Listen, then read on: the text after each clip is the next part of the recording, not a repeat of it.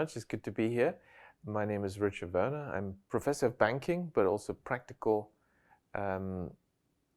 banker, and I've been in finance for, I don't know, over 20 years.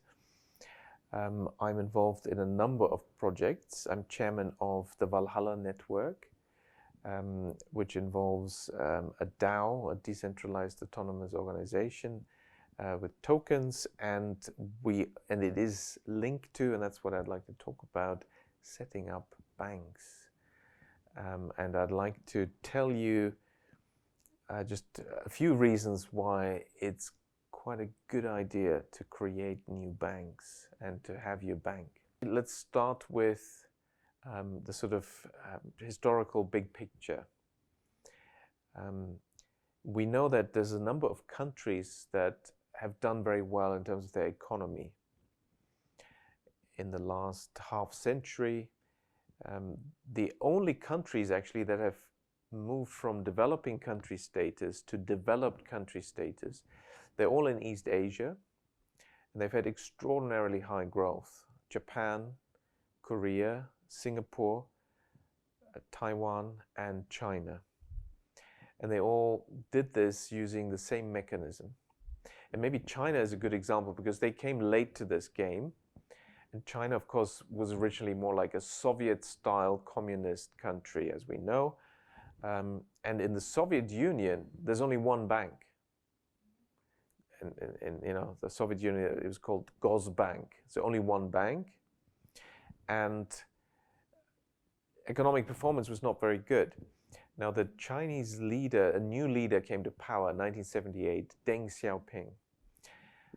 And he decided, well, let's deliver economic performance, which of course for any elite that's in power is a good thing to stay in power. If you actually deliver performance, it's good for you.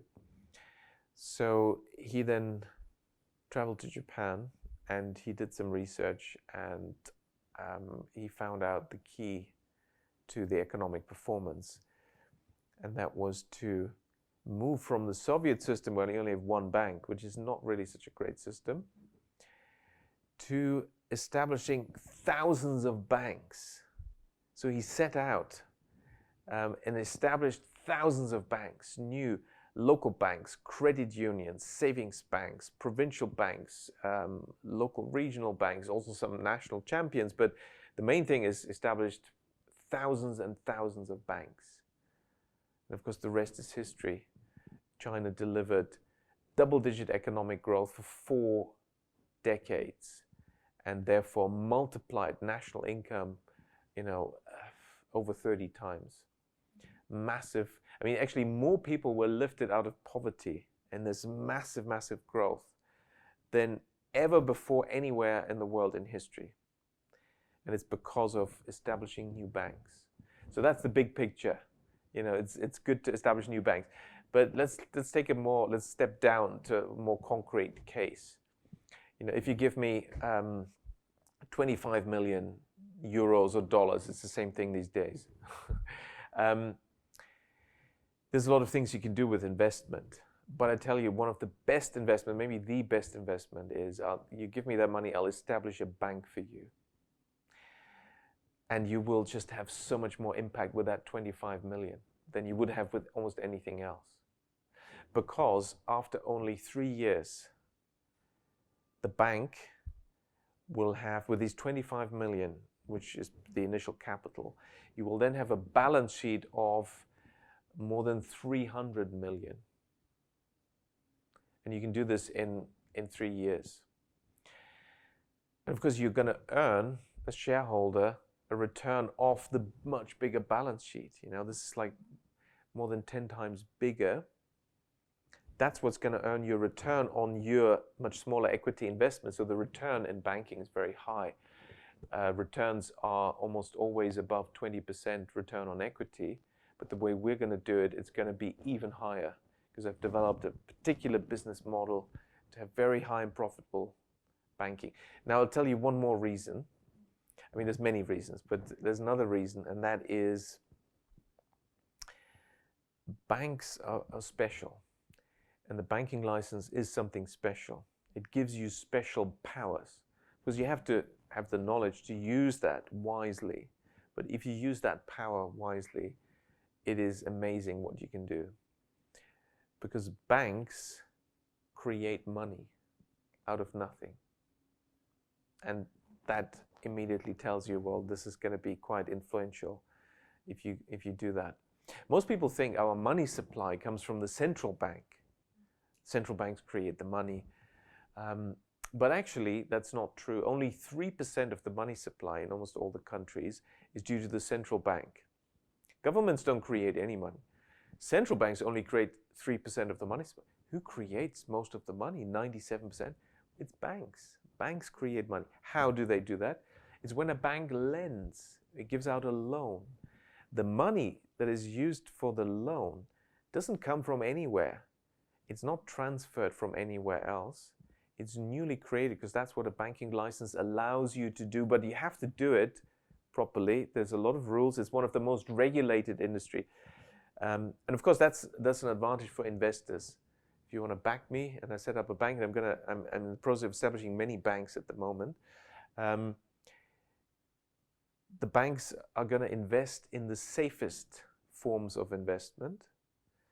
And also most of the money is going to be unused because we need 25 million mostly as regulatory capital without actually using it. The regulators need to see the money is there. Because for the lending, the bank money creation process will come into full effect.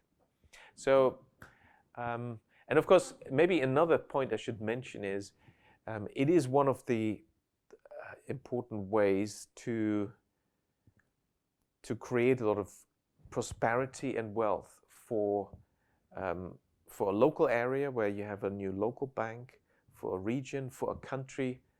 And also, I mean, if you look at the country in Europe that has the largest number of banks, it is also the most powerful economy and has been successful for 200 years, and that's Germany. And it's because it has the largest number of banks. Also, by the way, Germany has the largest number of billionaires per capita. They have very low profile. These are not high profile billionaires. They want to keep a low profile. It's because these are owners of small family businesses that are in the third generation or so, supported by these thousands of local banks. So establishing banks also mints a lot of billionaires. The Valhalla network is a network in the crypto space that issues tokens, and there is a decentralized autonomous organization that, tokens essentially are, voting, that gives you voting rights concerning the strategy and policy and also priorities of the decentralized autonomous organization. And of course, there are many crypto projects out there, but the Valhalla network is about establishing, supporting, and allowing growth of communities and helping communities to thrive. And it places new community banks into communities and establishes banks. And because that's highly profitable, there's also returns in the network. And so it's quite an attractive proposition. So we have a combination of crypto and the real world, and the main money creators in the real world, which are banks, in the Valhalla network. It's a great conference. I like the fact that it's just very personal, very friendly. It's not about big shows and sort of where there's somebody way far away on some podium. It's much more, eye to eye. You meet a lot of interesting people. Everyone is very down to earth. You make new friends. There's a lot of fascinating discussions. So great event.